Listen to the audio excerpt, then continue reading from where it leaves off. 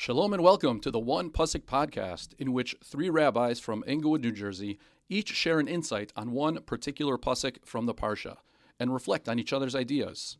Rabbinic banter, I like to call it. I am Rabbi Chaim Pupko of Congregation Ava Torah, and I'm joined by my dear friends and colleagues, Rabbi Akiva Block, Kihilat Kesher, and Rabbi Daniel Goldberg, Eitz Chaim, the Englewood Stiebel. תשמח, יש תקווה ידידי, תראה סימנים בדרך.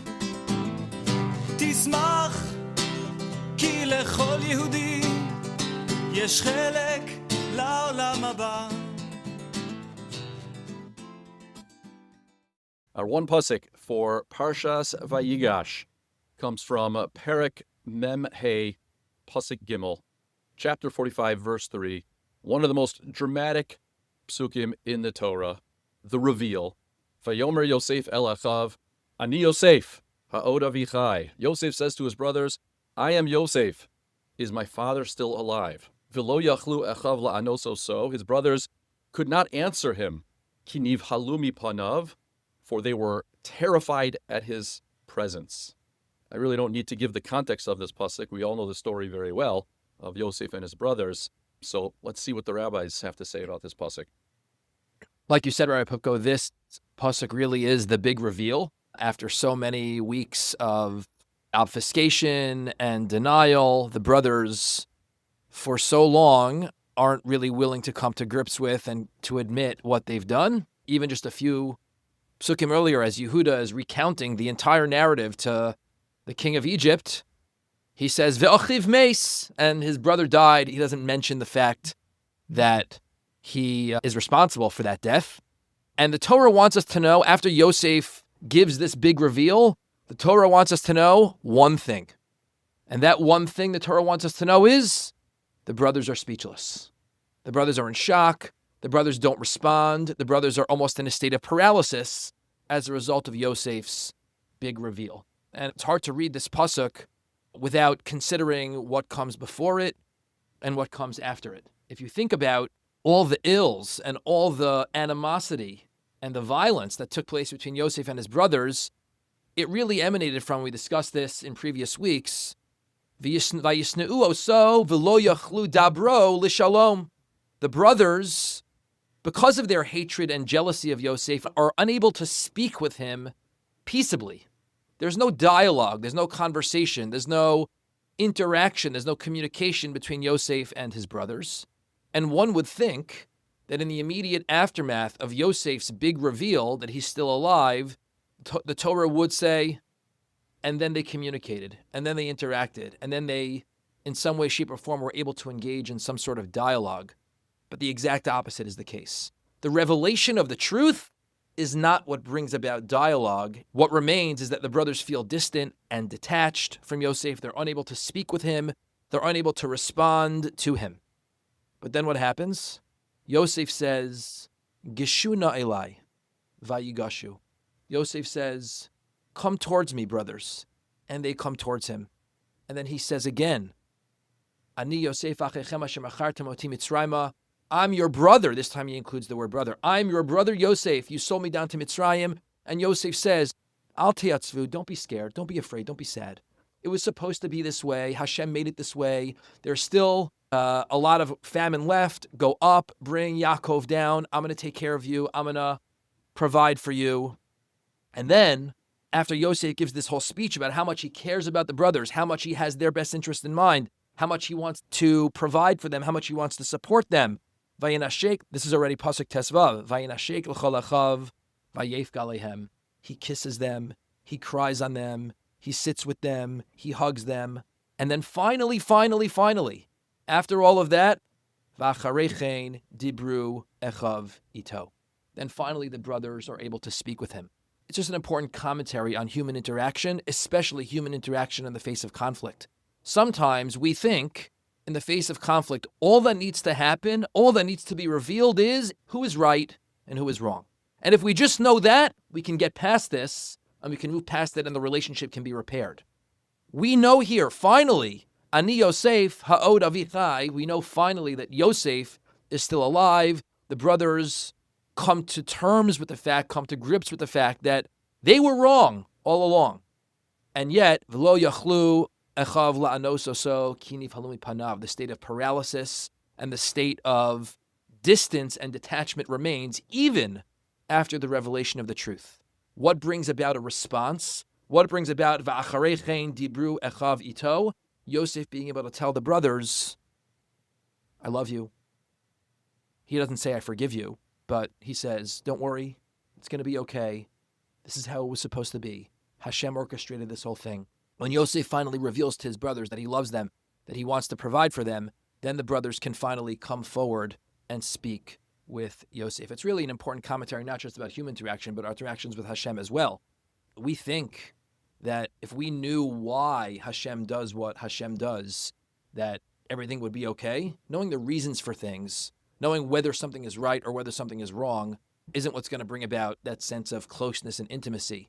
But Hashem tells us over and over and over again, I love you. I have your best interest in mind. You might not necessarily understand why everything is happening the way it is. You don't need to understand why everything happens the way it is. Just know I'll be with you. I'm sitting by your side. And I think that's why Chazal very much aligned this pasuk with the Yom Hadin, that this is what it's going to be like in the Yom Hadin when HaKadosh Baruch Hu says, Ani Hashem. It's not necessarily that all of a sudden everything's going to seem clear, but the idea that we're going to recognize Hashem is going to bring us close. Hashem is going to tell us, I have your best interest in mind. I love you. I want to support you. Even in moments of difficulty, I'm sitting by your side.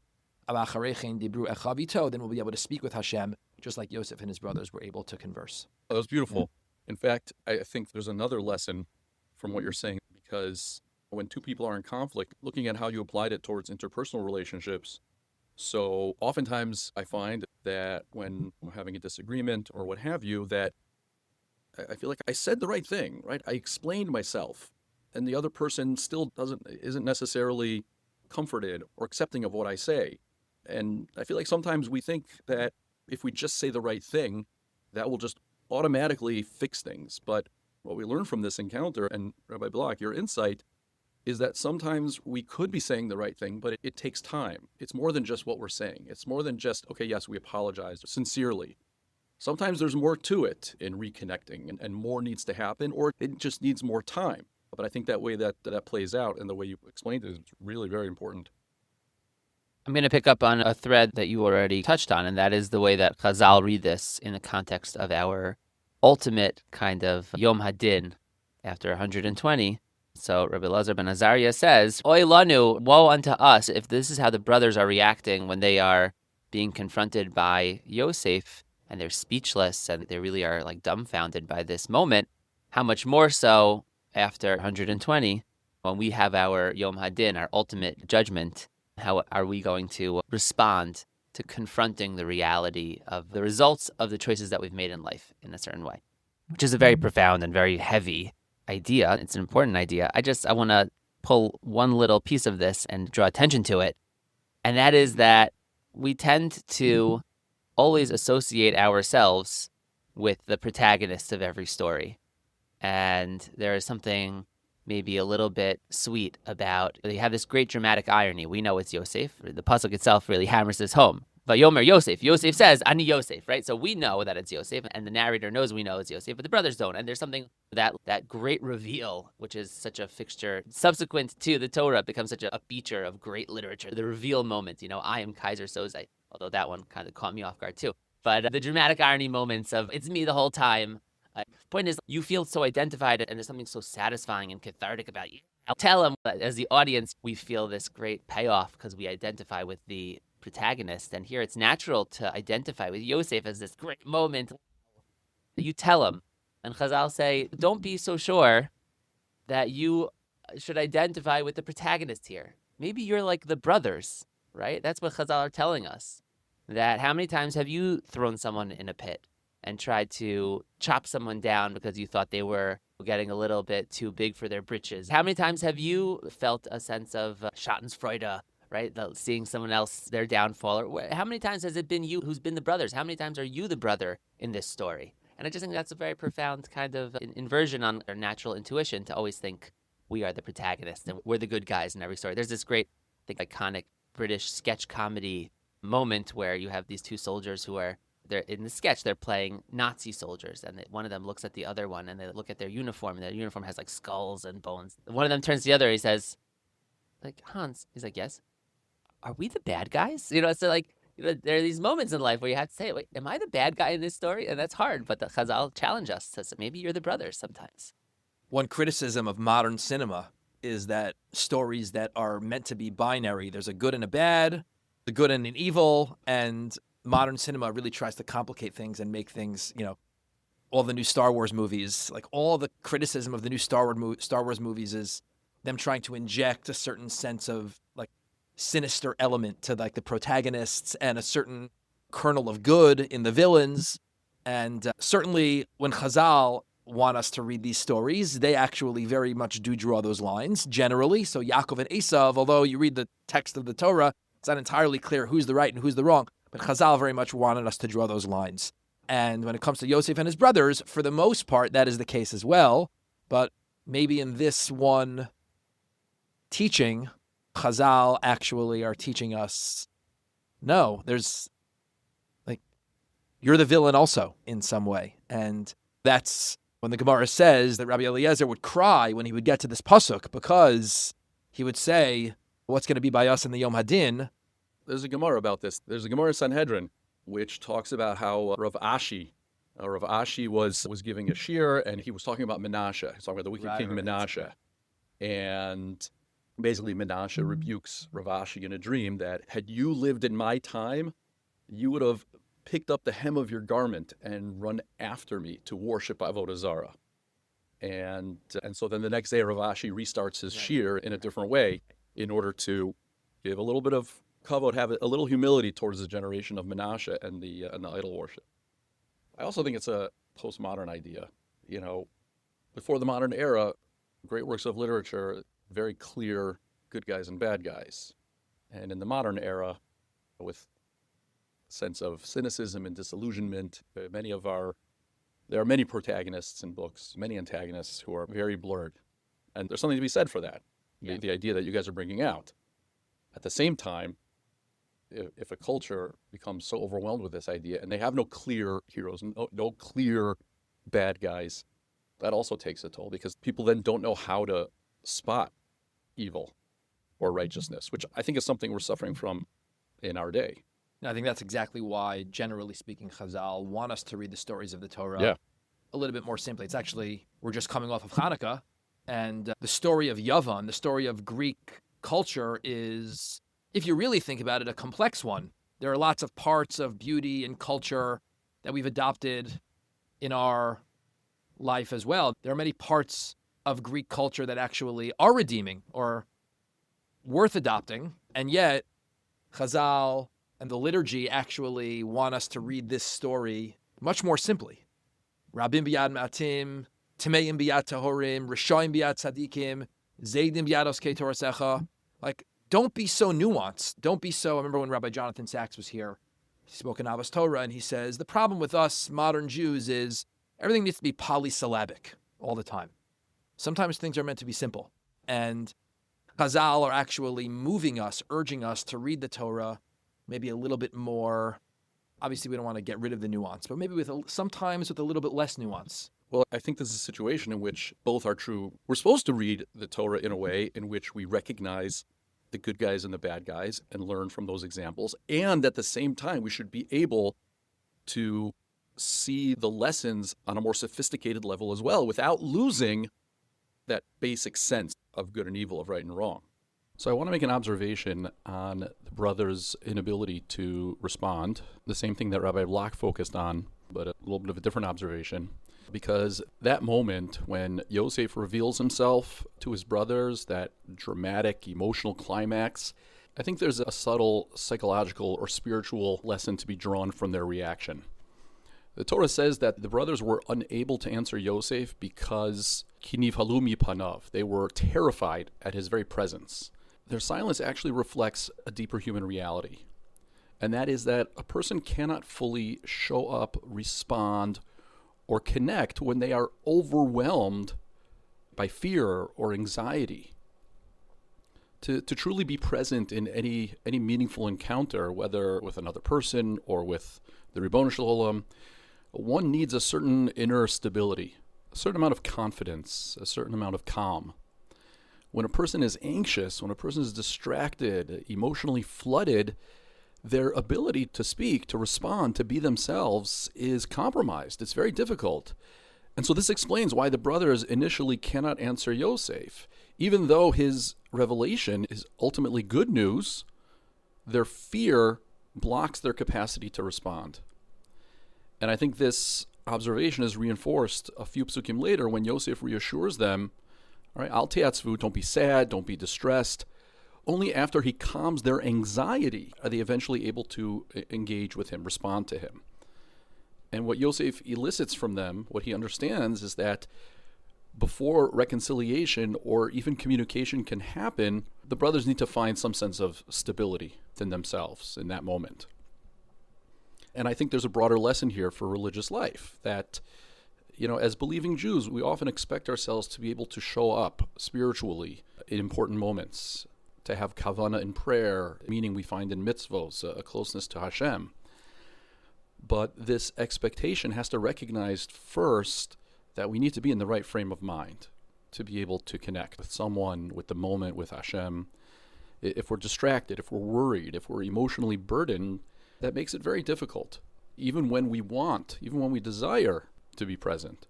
And this idea is reflected in one of the most famous teachings of Rabbi Nachman of Breslov, who teaches mitzvah gedola lios besimcha tamid. It is a great mitzvah to always be happy.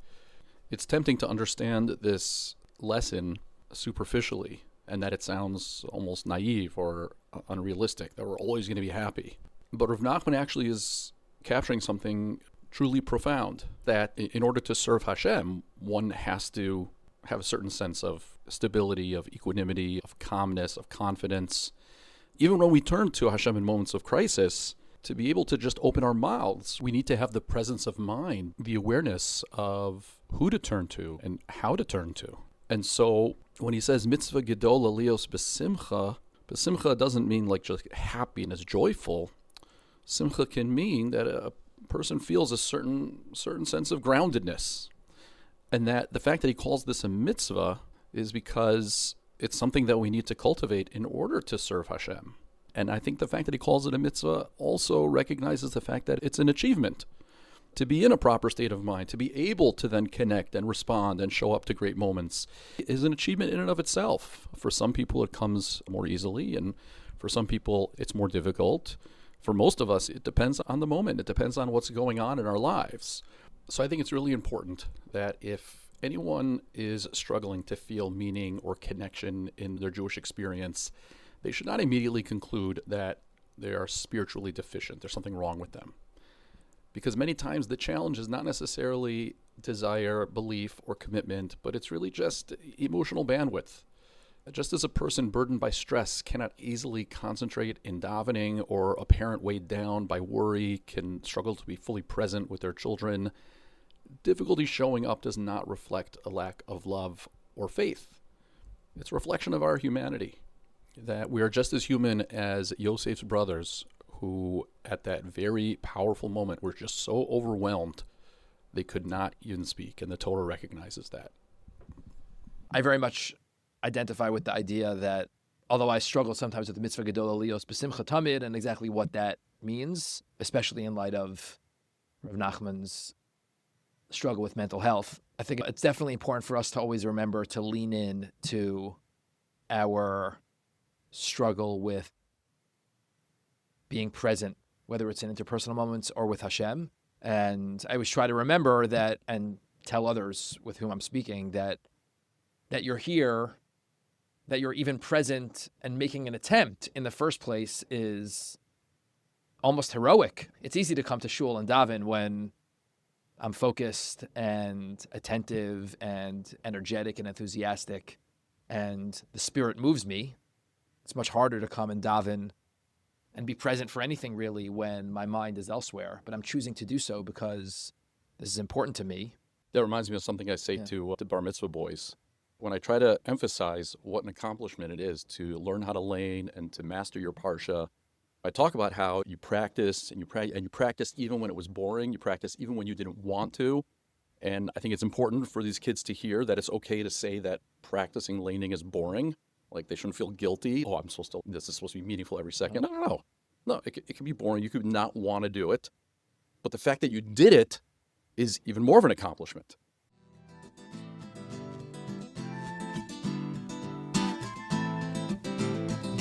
תשמח, או אל תראה רק את הרע, תשמח, תראה את הטוב. בכל אדם יש דבר נסתר, חפש ומצא את הטוב. וגם בך יש דבר נסתר, חפש ומצא את הטוב. תשמח, יש תקווה ידידי, תראה סימנים בדרך. תשמח, כי לכל יהודי יש חלק לעולם הבא. תשמח, יש תקווה ידידי, תראה סימנים בדרך. כן, תשמח, כי לכל יהודי יש חלק לעולם הבא.